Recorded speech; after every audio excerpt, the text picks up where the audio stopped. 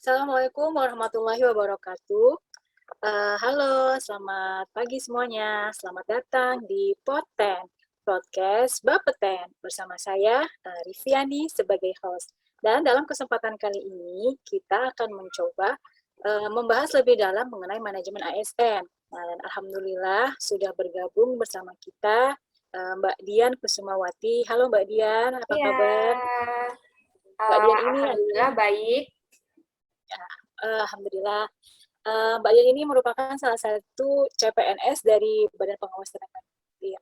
Ya, sehat ya Mbak Dian ya, tetap semangat ya Ya, walaupun dalam keadaan pandemi seperti ini ya Mbak Dian ya. ya alhamdulillah. Mbak Rivi gimana kabarnya?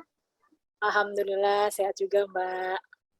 Ya, Ya, baik kita bisa mulai saja Mbak. baik, silakan Mbak. Ya, gini Mbak, langsung aja ya kita ke pertanyaannya buat Mbak Dian nih. Sebelumnya, ini kan kita tentang berbicara mengenai manajemen ASN. Nah, saya pengen tahu dong, ASN itu apa sih sebenarnya?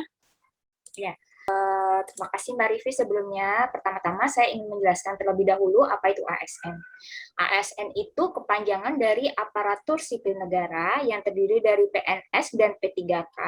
Nah, kalau kedua ini ya, kalau PNS itu dia statusnya pegawai tetap, memiliki NIP atau nomor induk pegawai secara nasional, dan jika P3K itu eh, adalah pegawai yang diangkat berdasarkan perjanjian kinerja. Biasanya sih kurun waktu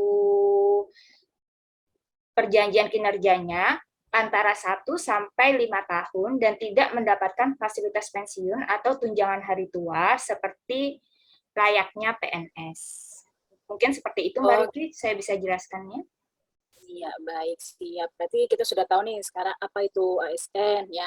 Nah, selanjutnya nih Mbak Dian, untuk tugas dan peran ASN itu sendiri itu seperti apa ya Mbak Dian? Tolong penjelasannya seperti apa? Ya, jadi kalau saya jelaskan secara global ya Mbak Rivi ya, jadi untuk fungsi atau tugas ASN itu terbagi menjadi 3. Salah satu pemersatu bangsa, pelaksana kebijakan, dan pelayan publik. Jadi dari fungsi tersebut, ASN mempunyai peran sebagai perencana, pelaksana, pengawas kebijakan yang sifatnya mandiri, netral, dan bebas dari KKN atau korupsi, kolusi, dan nepotisme. Dan sebagai ASN pun, kita juga mempunyai kode etik yang diatur dalam UU ASN nomor 5 tahun 2014. Oh, seperti itu. Baik, berarti fungsinya itu ada 3 tadi ya ASN ya, Ya, seperti yang telah benar. dijelaskan Mbak Dian. Nah, misalnya nih Mbak Dian, ada ASN nih yang melanggar kode etik, terus itu bagaimana Mbak perlakuannya Mbak? Jadi kalau di Indonesia ini sebenarnya ada lembaga independen, yaitu namanya Komisi Aparatur Sipil Negara atau biasa kita sebut KASN. Jadi di mana lembaga tersebut nanti akan memutuskan apakah ASN tersebut terbukti melanggar pelanggaran kode etik atau bagaimana. Dan untuk jenis punishment-nya pun tidak main-main ya Mbak Rivi ya. Jadi ada yang bisa diberhentikan baik dengan hormat ataupun tidak dengan hormat. Seperti itu. Oh gitu. Iya, Berarti agak ngeri-ngeri juga ini ya, nggak bisa sembarangan berarti kita ya untuk berperilaku gitu ya sebagai seorang ASN ya Mbak Dian ya. iya benar Mbak Rivi. Misalnya nih Mbak Dian, jadi eh, ASN KASN itu di sini bisa disebut sebagai pengawas ASN gitu ya Mbak Dian ya? Iya, benar. Jadi di sini saya coba kulik tentang manajemen ASN ya, Mbak Riti ya. Jadi dalam manajemen ASN di sini, presiden itu adalah pemegang kekuasaan tertinggi dalam kebijakan dan manajemen ASN. Lalu beliau atau presiden mendelegasikan kepada Kemenpan RB. Jadi tugas Kemenpan RB ini sebagai perumus kebijakan.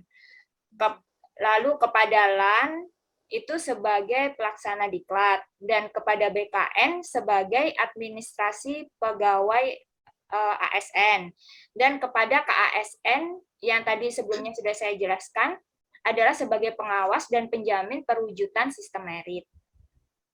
Oh gitu. Sistem merit itu kayaknya eh, baru-baru dengar saya tuh sistem merit. Apa tuh sistem merit tuh Mbak Dian? Ya, jadi untuk sistem merit ini adalah sebuah kebijakan dan manajemen ASN yang didasarkan pada kompetensi, kualifikasi, dan kinerja secara adil dan wajar tanpa terkecuali.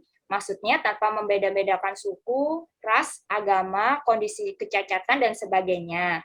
Jadi contohnya nih Mbak Rivi, sekarang ini kan penerimaan CPNS pun ada untuk kualifikasi yang disabilitas. Jadi untuk Oh iya, warga betul-betul. negara yang disabilitas, itu selama kualifikasi pendidikannya cocok pun, mereka berhak untuk mengikuti kompetensi untuk menjadi abdi negara. Seperti itu, Mbak Oh Rivi. gitu.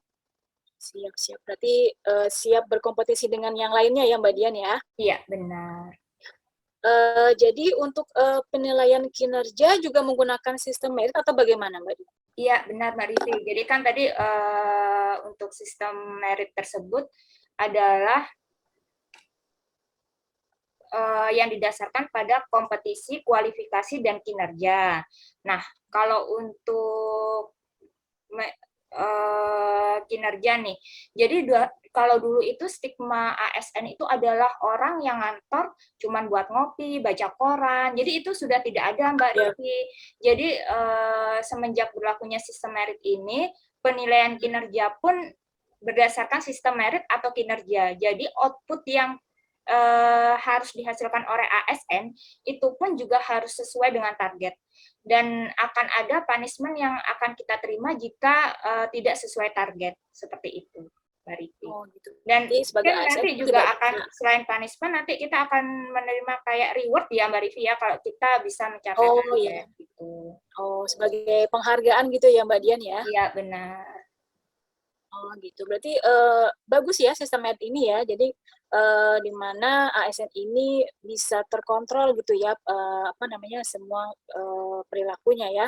Iya. Nah, berarti sebagai warga negara yang sangat mendukung adanya sistem merit ini, eh, kita sebagai ASN tidak bisa seperti berstigma seperti dulu lagi ya, seperti kayak Mbak Dian tadi Iya bilang yang benar. datang ke kantor cuma absen, setelah itu santai-santai gitu, nggak bisa kayak gitu sekali sekarang ya Iya. Mbak Dian ya. Iya.